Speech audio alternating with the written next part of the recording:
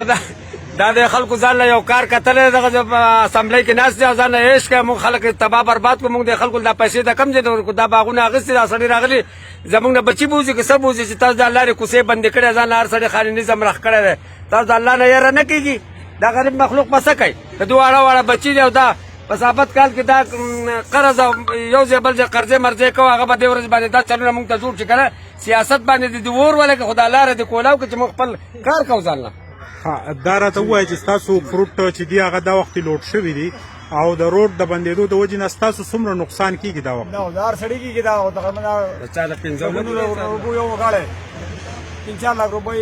هر سړي په نقصان شو کنه در بیٹه یا 10 بیٹه هر څه کول ټیک دا وخت چې زما سره د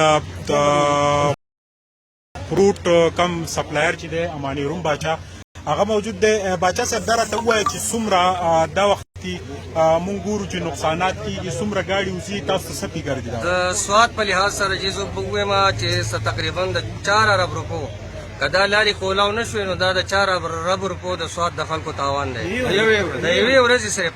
ولې 700-800 ګاډي دا تاسو وایي نه که نه تاسو به وښیه دوی ته دې خلکو ته چې څومره ګاډي دلته په دې اډه کې ولاړ دي څومره ګاډي د سهار نه دې خوا مونږ مارکیټونو ته سپلای وکړه نو هغه ګاډي ولاړ دي په باډرو په کم ځای کې چې د صوبو باډرې دي د هغې سره ولاړ دي اوس مونږ له خو چل نه راځي ما خو تاسو ته مخکې وویل چې د کار نه ما له خبرې نه راځي چې لکه د فروټ والا پکې څه ګناه شوی دی چې دوی دا باډرې بند کړي دي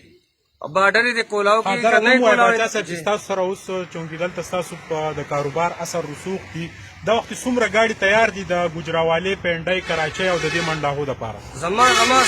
په دې حاله کې تقریبا 15 ګاډي شپږ ګاډي د یو مارکیټ تیار ولاړ دا ریډي دي او ستلې دي ما ته دا هم چا ووایي چې یاره دا شل تعلقه سبا ته ونه رسېد دا بیا اوبه بلکل ختم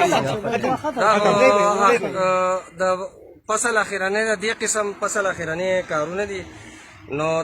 دا خو بیخي ختم شو دی نه خو موږ بیا سره امید نه کوو دا بابا ډېر قار دی د سره خبرې کوم بابا ستاسو څه نوم دی صاحبه زه خبرې کوم زما نن 3 ګاډي وچې دي دې اډې نه مجمع اډې نه په لارې مې پساو زما کم ګناه کړی ټیک او ستا دې شاته سرمایه پیسې څومره خرچه شوي سرمایه خو دې ځای نه سرمایه کم ده دا دې قرض کړي خپلې مې لګولې تباه شوی یم نو که دا قرض دې په وخت ورنه کړه بیا به څه کوي جلد ځم چېرته به ځم چېرته به ځم نو دا راته ووایه چې دا کم خلک دا کم خلک چې سیاست کوي نو تاسو غریبو خلکو ته زمیندارو ته خو د هغې نه څه فایده نشته موږ ته خو غټ نسخان نن ته څه فایده ده نن ته نسخان دی بلکل جی دا وخت وزیر اعلی چې دی هغه ناست دی خبره قلار وایي زه ګورم نو وزیر اعلی چې دی هغه هم د دې سواد دی او دا فروټ زمیندار چې کم دی دا سپلایر چې کم دی ټرکونو والا ځان له په غوسه کې دی د پرون راسي د پنجاب نه چې کم ټرکونه راغلي دي هغه بالکل لوډ شوي دي دا په سکرین تاسو ګورئ او دا واړه ګاډي چې کم دي دا د باغاتو نه فروټ راوړي او دا یو لوی سیکټر دی د سب ډویژن بریکوټ ورسره د ضلع سواد د فروټو د سپلای دا چې دي ټول متاثره شوي دي او دا په احتجاج باندې مجبوره دي چې سیاست تاسو په خپل ځای کوئ خو موږ ته روډونه کولاو کوي چې زموږ فروټ چې دي هغه دا وخت منډاو ته په سکون باندې ورسید دا پیسې چې دي دا زمیندار دلته د مقامي ډیلرانو د فروټ سپلایرونو د کال په دغه باندې په غرض نسیا علي بیا چې کله د دوی فروټ خرڅ شي نو دغه پیسې واپس کوي بیا د دې کې چې کمې پیټۍ لګي کم کریټونه چې لګي یا نور د دې اوزار چې کم لګي هغه خلکو له پیسې ورکوي او د دوی سره چې کم شکماري څوک چې شوکه کوي د هغوی هم د ورځې په زرګاو روپۍ د هغې جوړېږي ورسره د خوراک سپلایي ورسره د وړو ګاډو سپلایي بیا د دې ټرکونو چې د سپلایي ورسره دوی اوبهخوري کړي دغه باغونو ته چې دی اوبه ورکړي تیل ورکړي ورسره بیلونه ورکړي نو دا دوی به یو ډېر لوی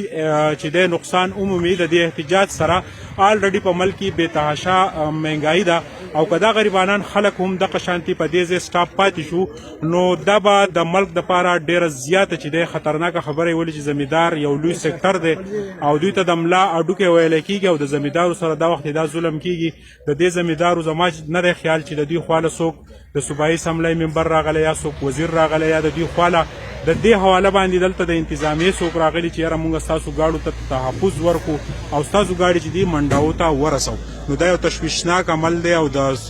صوبې او د وفاق حکمرانانو له پکار دی چې زمیندارو ته روډونه آزاد کړي او دا کم فروټ چې دي دا منډاو ته په وخت باندې ورسي